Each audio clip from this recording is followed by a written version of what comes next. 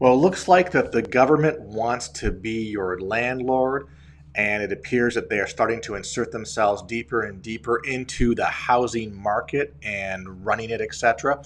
Welcome to Housing Bubble 2.0 News of the Week, or as I like to call it, another episode of As the Housing Market Turns. Randy Patrick here, putting the realism back in real estate. Today is the 21st of January. We're sort of, three quarters of the way through the month, pretty much. And stuff's happening. New administration, things are going to change. We're going to see how it all plays out. But first of all, if you're not already a subscriber, if you could do me a great favor and smash that subscribe button, help my channel grow, I'd really appreciate that. So thank you very much. So today we're going to talk about how the government wants to be your landlord, and I think they're just getting themselves deeper into the whole housing, we'll call it market, which, there certainly is some administration and things that the government should be involved in, but where they're going, I think, is a little too much as far as I'm concerned, and we're going to go through that in a second here. But first of all, let's talk about FHA. FHFA extends foreclosure eviction moratoriums for the fifth time. So the Federal Housing Finance Agency, FHFA, announced a further extension on foreclosure moratoriums on government-backed mortgages and eviction bans on real estate-owned properties that were backed by the government. So in a press release, basically said that Fannie Mae and Freddie Mac will extend their moratoriums on single-family foreclosures and REO eviction until February 28th, which is great. Now, it's the fifth time the agency has extended the bans. Last week, President-elect Joe Biden proposed pushing back the moratorium another 8 months. Yikes. But some housing providers said that Biden's plan was only create a larger mess for landlords and tenants, which I do agree with. There's got to be kind of a limit as to how much we can push landlords. Listen, I agree with the whole COVID issue. Lack of, I just saw that earlier, another 900,000 job, claims last week came in. So people are still having a hard time, and we have to do what we need to do to sort of, control COVID, so to speak. But it's at the expense of the landlords, and that's going to manifest itself and hurt as time goes on. In the end, there'll be an even bigger tsunami of evictions and foreclosures, said Richard Krause, the principal of asset management firm Griffin USA. This is a delay in the market unraveling itself and increases the inevitable consequences. So that's the scoop. So again, GSEs would shoulder additional expense of $1.4 to $2 billion due to the existing COVID-19 foreclosure moratorium and its extension. So essentially, the government's paying for it, we're paying for it through taxes, etc. So that's what's going on. So we have a moratorium that's been extended, yet this came out as well. Biden issues executive order on foreclosures, HUD updates, DACA regulations. Well, ultimately what it comes down to is that, he called on federal departments and agencies to extend their bans on evictions and foreclosures through at least to the end of March. So it's not this 8 months where people thought and heard. It's until March right now. But I guess there's no real guarantee they could, he or they could keep on extending this depending on what's going on here. But according to the order, both housing foreclosure and evictions will be delayed until at least March 31st, 2021. And they said earlier this week, FHFA extended once again their moratoriums on single-family foreclosures and real estate owned through February 28th. So I guess the question is, what takes precedent here? So FHFA is in play for sure. I don't know whether something has to be like he issued executive order, so I don't know whether, again, I'm not part of the American system here, so I don't know whether that has to go through the House, Congress, whatever, Senate, whatever it works, how it works, it has to be signed for it to come into effect. That's what I don't know personally. So someone could certainly enlighten me. I'm sure you will in the comments. But it's pushing off the inevitable once again. Why is March 31st, I think, a very important date? Well, March 31st, I think, is going to be the end of the first 12-month forbearance deals that are going on. So if you took a forbearance plan April 1st or early April in 2020, your 12 months is up. And we'll see how that also manifests itself with respect to, foreclosure filings. People can they go back to paying their mortgage? They're going to have issues. What's going to happen? So, once March 31st passes, we're going to start to see how the housing industry is going to change a little bit, and we'll see how people are going to try to combat that. Now, specifically, I want to talk about today something that happened back in the fall. This is called. This is from California. This is called Bill. So it's Senate Bill SB 1079. And there it was an amendment to amend, repeal, and add sections to this bill here. And this bill 1079 deals with residential property foreclosures. So it's changing some of the foreclosure laws and how things play out, which, to be honest with you, I think is going to cause some major problems. And this is only in California. Please let me make certain that you don't realize it's not across the board. This is only California. Why am I talking about this? Well, it's been out for a bit, but it really finally, it actually was, I guess, agreed upon in end of September, but it came into effect, January 1st of this year. So we're going to see how this sort of, phases in and how it affects foreclosure auction process. It's what it focuses on in the state of California. So what it boils down to is the fact that, in a nutshell, if you're an investor, or it doesn't matter who you are, I suppose, and you're going to bid at an auction on a foreclosure property, it's one that's facing foreclosure in California, and you actually bid and you do the trustee sale and you win the auction, you may not be able to buy that property. And why is that? Because certain groups or classes, or we'll call it, citizens, are going to have prioritized opportunities and rights to jump ahead of you, even though you may have won the foreclosure auction. Why is this problematic? And you'll see, well, to get to this point, the property had to already go through a foreclosure auction. So typically what happens is, in an auction, it's an open auction. Anybody can bid, and the winning third-party bidder gets to have eventually title the property once they pay what the bid value was and the extra fees that go on top of that. Very typical, it's been done for years. Well, now in California, they're going to give tenants, owner-occupants, other people opportunity, trusts, universities, nonprofits, co-ops. They're going to give other groups opportunities to actually, we'll call it, float over your bid if you're the original auction bidder that won the bid, and buy the property. So how is that fair? I'm not too sure. The whole idea is that the basis of this is that they want to, I guess you could say, remove the corporations from buying thousands of properties. That's kind of where they're at. So just want to give you a heads up here. Basically, within 15 days, I'll just talk about the tenant right now. So if I buy a foreclosed property that has a tenant in it, the tenant within 15 days has to notify the trustee that they intend on purchasing the property, and they have up to 45 days to actually, get that done.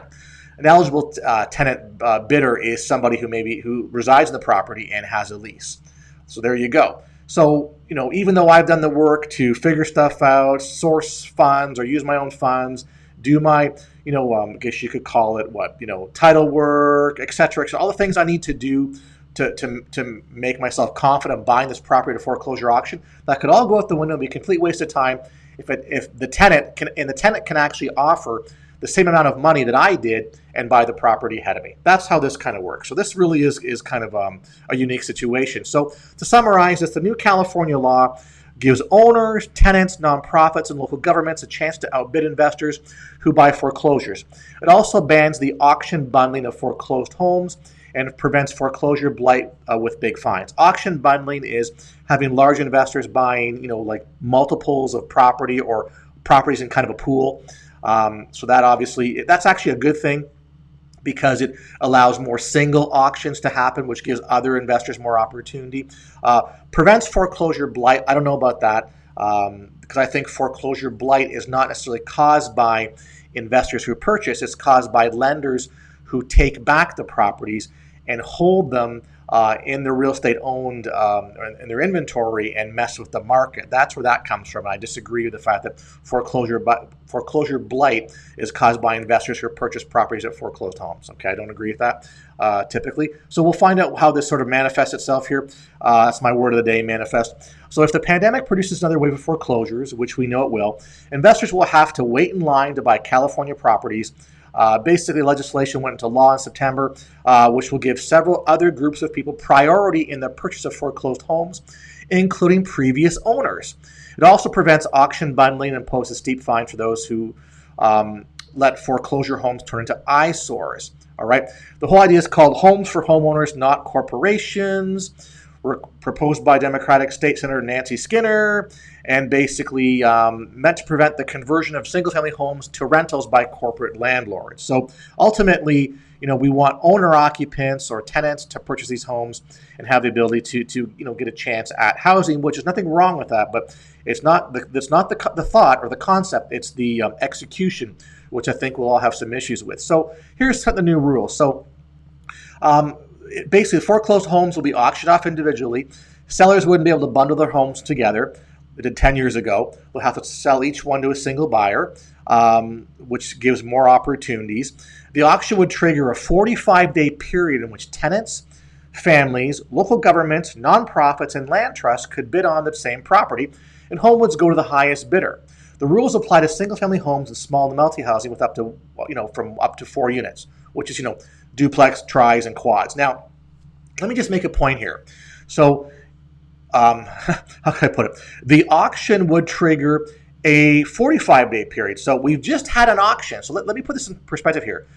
This only occurs when we've already had an auction.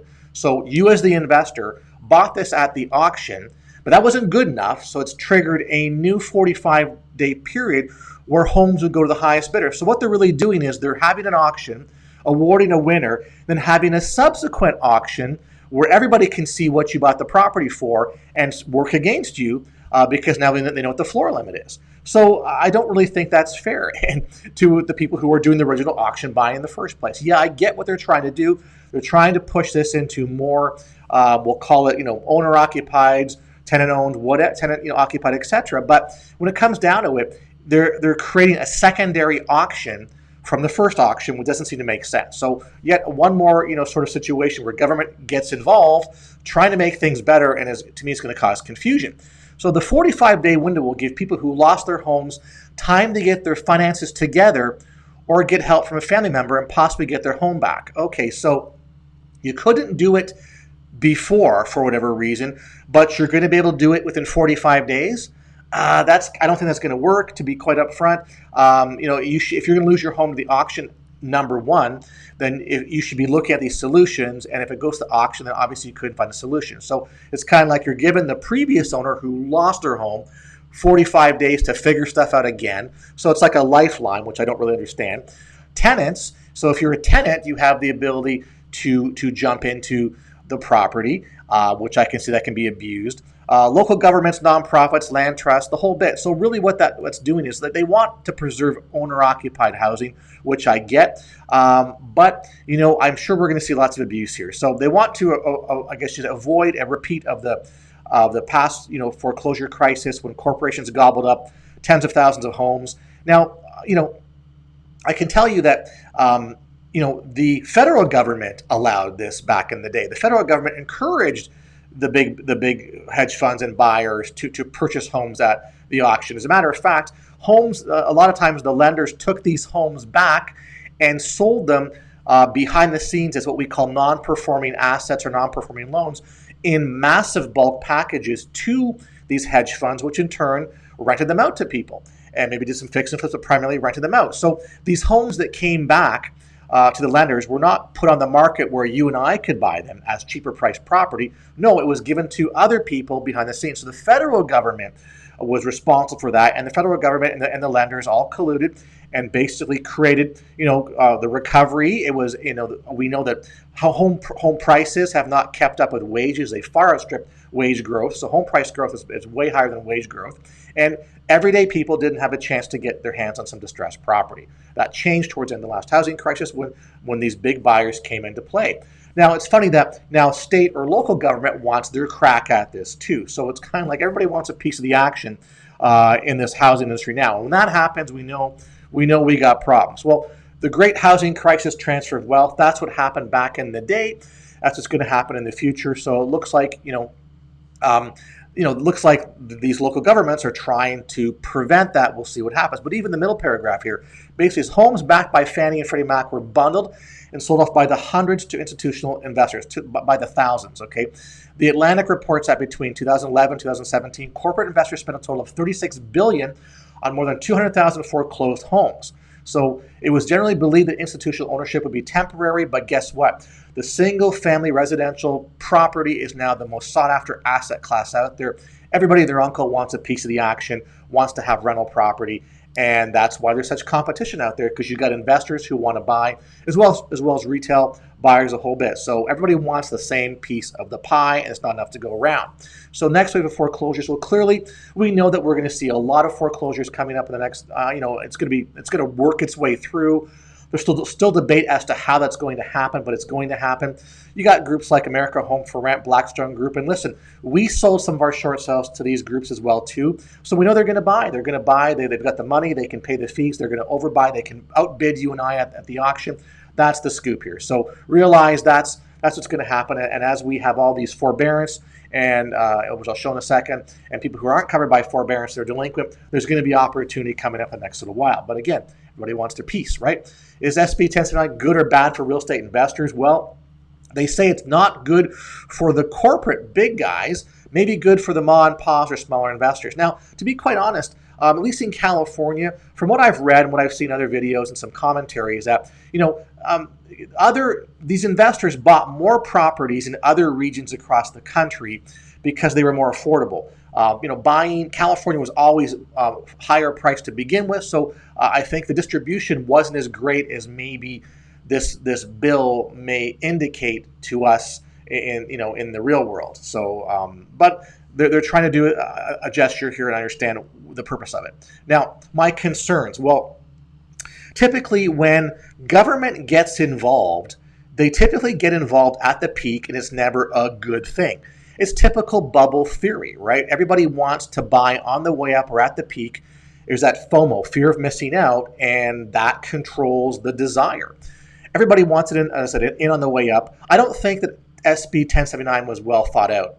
I forgot to put the word repercussions there. I guess I stopped typing, so I'm sorry about that. Now, why isn't it well thought out? Because they're targeting big investors, but what they're doing, though, is they're actually making little investors possibly not want to invest at all in the auction. What I mean by that, so who's this actually helping? It's supposed to help a tenant who's living there. It's supposed to help an owner-occupant to repackage their finances. Well, if I'm an investor and I know that if I buy at the foreclosure auction, that it could be a real waste of my time, a tenant or a homeowner who could restructure their finances, figure stuff out, why am I going to do it? So this is predicated on the fact that this bidding gets to start after somebody's already done the initial mortgage foreclosure auction. So almost like auction one, then phase two is anybody else who wants to jump on board. And now we know what the value is because this guy won the first auction. So I just don't think this makes sense. So who is it actually helping? I don't think it's helping anybody, to be quite honest with you. Now, if you put things into context, will the average tenant be able to actually bid on this property? So I don't know. I mean, how many tenants? Now things could change, because if you're a tenant and you want to buy a home and maybe you can't because there's no inventory or it's too expensive, so maybe you could be a qualified tenant. I'm assuming there are people out there. Will that be few and far between? That might possibly be. So will the average tenant be able to actually bid? They can bid, but can they close? I think that's another problem right there. They're also talking about neighborhood blight, the 45-day timeline. So if I win the auction today as an investor buyer, the tenant or anybody else has 45 days to close on the deal. So they have to notify the trustee within 15 days, and then 30 more days to close. So either the home is vacant or there's someone in there not taking care of it. So I don't this is not helping any neighborhood blight. It's actually doing a couple things. It's prolonging the acquisition process to get things moving. So I don't know if that makes sense. Now, does the tenant or the new buyer have to have cash? Can they have financing? It's kind of ambiguous. I'm assuming with the 45 days, you can probably, as long as you bring the money to the trustee, I'm sure it's going to be fine. However, how many loan programs can be generated within 45 days based on stuff that's happening right now? And furthermore, when foreclosures actually happen and you win a foreclosure at an auction, you're issued a certificate of title or something to that effect. It's not typically a general or warranty deed, there could be defects with the title, there could be issues, other liens, etc. So I don't see lenders, generic lenders out there going, hey, we'll be able to get this loan package done in 30 days. And oh, by the way, we're confident that this property doesn't have any issues, so we're going to give you the money. So I just see things logistically not working out here. Could this have the reverse effect? Well, as I mentioned, this actually I think will de-incent people from doing this. So if I'm an investor, I'm going to think twice about actually bidding at the auction if there's a tenant in there. So if I drive by and go, it's tenant occupied. So if I bid on this, tenant could at least tie the property up. And that's kind of the thing here too. So you never know how this is going to, I think it's actually going to have a reverse effect. Why I don't like this as well, this could be a template for other states in the future. So like everything that happens, there's obviously going to be issues with respect to, the people who jump on this early on. They're going to be the pioneers. They're the ones that are going to get massacred, or have all the issues kind of, rear their heads with them doing this first. And obviously then we'll probably have the amendments to the process, stuff like that. So there's going to be some carnage along the way. My other concern is the fact that the state or local government is not aligned with the federal government. The feds were completely endorsing and encouraging, big, we'll call it big institutional investors to buy, because they saw it as a way to take the property out of the hands of us, kind of convert us into renters, and move the huge amount of property to somebody else, and everybody Wall Street makes money, they make money the whole bit. The normal people don't get a chance to actually have access to cheaper priced properties. So that was kind of the issue. Now you have state and local governments saying, no, we want to unwind that. And that's number one. But number two, we're going to encourage nonprofits and other groups to buy the properties and I guess you say provide affordable housing. So whether that's actually going to be truly affordable housing, how it's going to be subsidized, how these nonprofits are going to work, and do I expect that we'll suddenly see all these nonprofits get created? You betcha that it's going to happen. The government originally created this issue, and then another level of government's trying to solve it, which means we're going in circles, which I think nothing's going to end up good in this. Also, the big thing here opens up for so much fraud and shenanigans. Already once I read this thing the first time through, I thought, you know what? I see this being a mess, and I can see if I'm a tenant, all I have to do is within 15 days of the auction is send a written note to the trustee saying I intend on buying the property, and that's effectively given me, after 15 days, it's given me 30 more days to stay in the property. There's no consequence, or it appears there's no consequence for me to actually close on it or not. So I've just bought myself some more time. Do you not think that tenants are going to be approached by other people to figure out ways to move deals and stuff like that? Sure. I mean, you can see this all happening. And even though we'll go over some language they're trying to prevent, I just think that, one of the main comments I've heard is that fraud days, like fraudulence, going to be out of control. Daily fraud activity will be happening with this stuff. There's no doubt about it. So you got to keep that in mind. So as I said, nothing great's going to come out of it. There's no watchdogs, police. I mean, everything falls on the trustee to figure this stuff out. They're not going to be able to do all this. I mean, I can just see a lot of stuff happening. And when I say government, I mean, hey, I created I can create a nonprofit and tomorrow, and can I get funding and grants to get involved? So this could be an abuse of power and an abuse of funds quite easily. So you can't read this. I'll read it. I'm putting the link to SB 1079 in the information section, so you're good with that. So just so we're clear, the notice is a written notice of intent to place a bid, so the trustee receives it no more than 15 days after the trustee's sale. You must submit a bid so that the trustee receives it no more than 45 days after the trustee's sale. So now, bid, I don't know whether bid means, I think bid means it's accompanied by a cashier's check. So if I'm going to bid in the property, I have to send the trustee a check. So I'm already thinking well, what happens if I'm the original buyer of the property or the original third-party winner of the bid? I've sent my trustee, the trustee my check, and for $500,000, whatever I bought it for, my check is sitting there, my money's sitting there doing nothing, waiting to see if somebody bids or if somebody does bid, then what am I going to do? So you know what I mean. So it can hurt the actual true foreclosure auction bidder as well too. So I don't particularly like this, but let's take a look at some definitions here. So I'm going to go down the document here, and give me 1 second. All right. For the purposes of this document, a prospective owner-occupant means a natural person who presents to the trustee an affidavit saying that they will occupy the property as their primary residence within 60 days of trustee's deed being recorded. So there you go. They will maintain their occupancy for 1 year. So it's primary. I'm not an investor. They're going to maintain their occupancy for at least 1 year. It's not going to flip it or resell it, though there's ways to work around it, of course. They are not the mortgager or trustor, or the child, spouse, or parent of the mortgager or trustor. So what that's doing there is that's preventing what I call a personal bailout. So the word, say you live there with your spouse, and then the mother-in-law with a different last name, is the bidder and buys the property and takes a mortgage on it and allows you to stay there. That's the circumvention of that. So it's not an arm's length transaction. They are not acting as the agent of any other person or entity in purchasing the real property. And that's number one. That's prospective owner-occupant.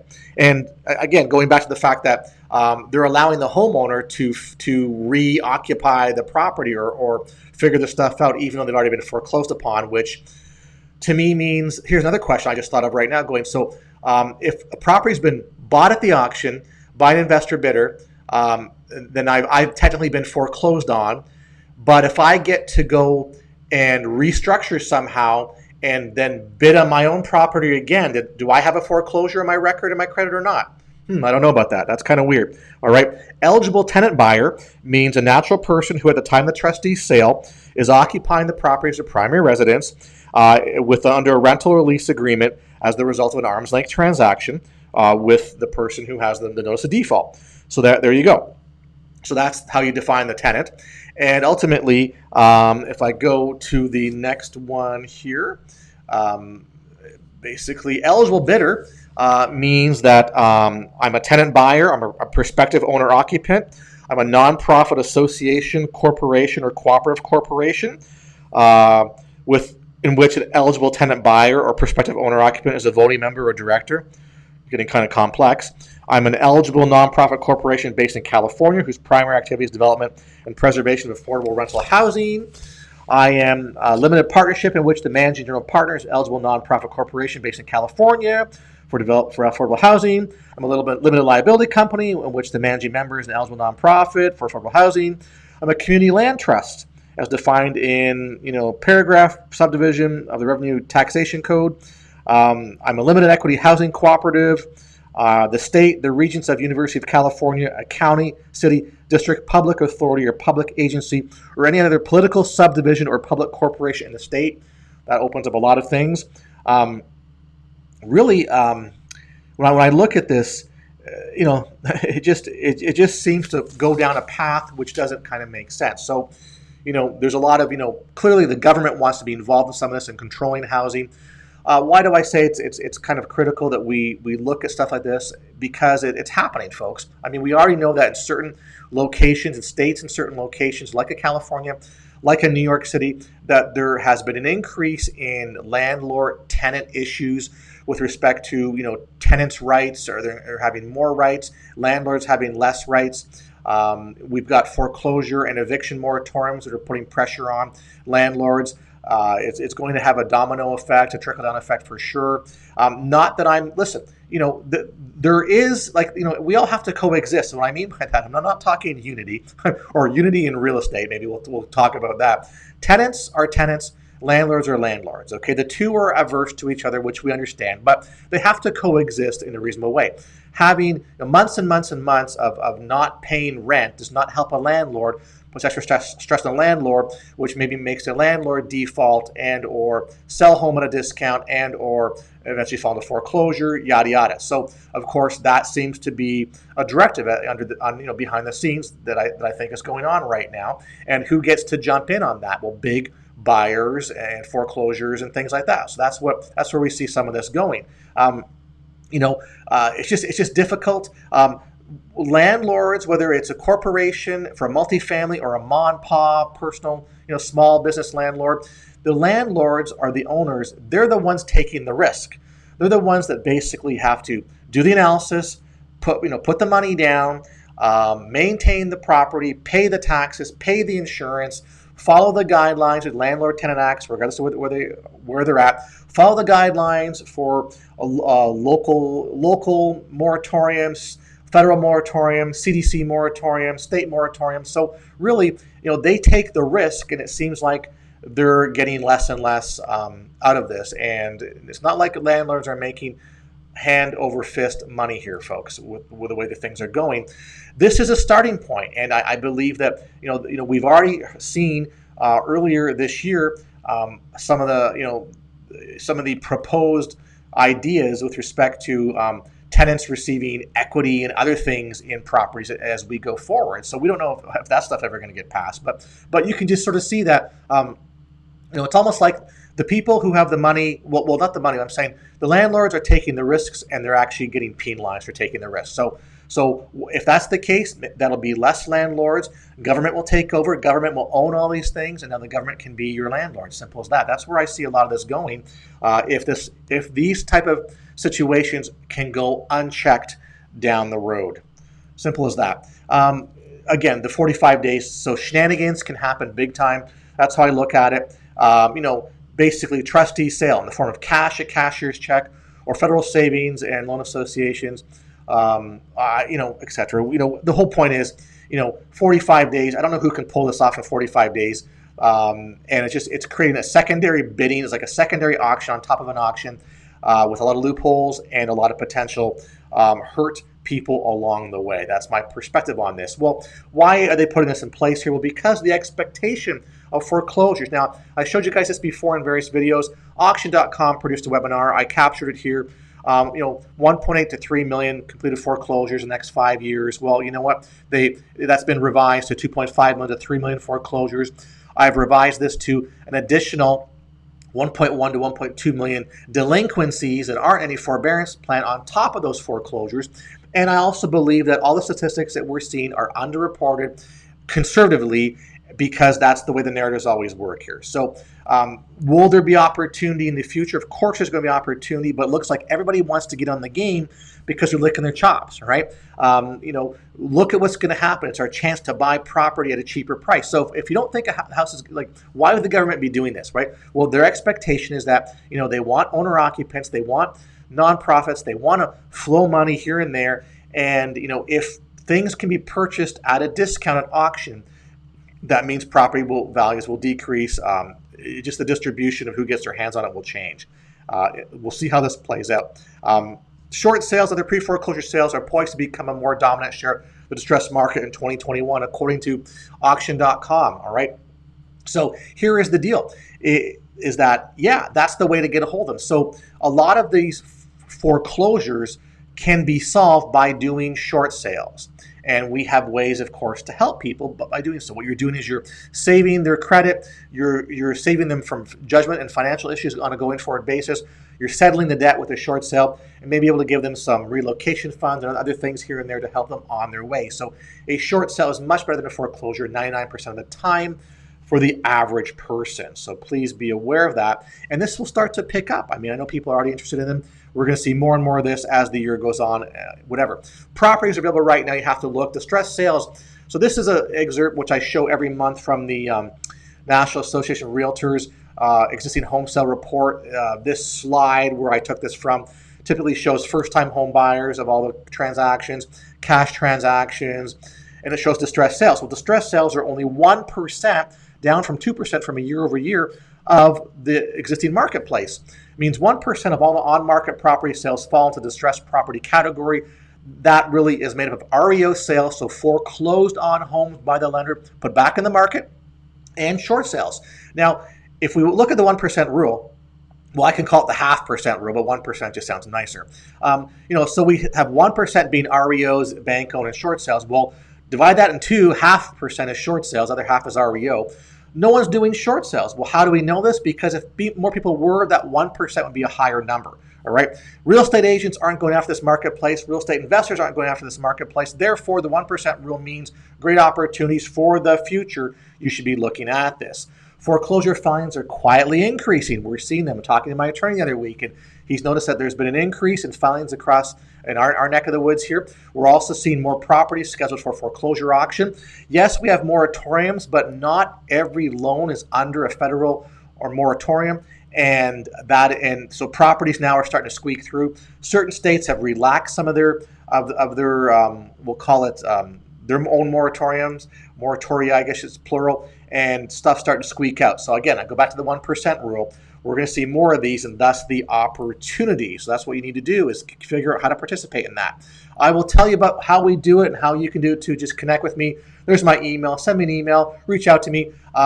Put your phone number in there so I can call you back. So once again, thanks for the views, the likes, the comments. Reach out to me with my email. What do? I help investors. I help primary home buyers. I help train people. We do multifamily, we do some commercial, single family, residential, REO stuff, whatever. So if you want more information, drop me a line. We can figure out how to work together. Thank you once again. We'll look forward to speaking with you in a couple of days.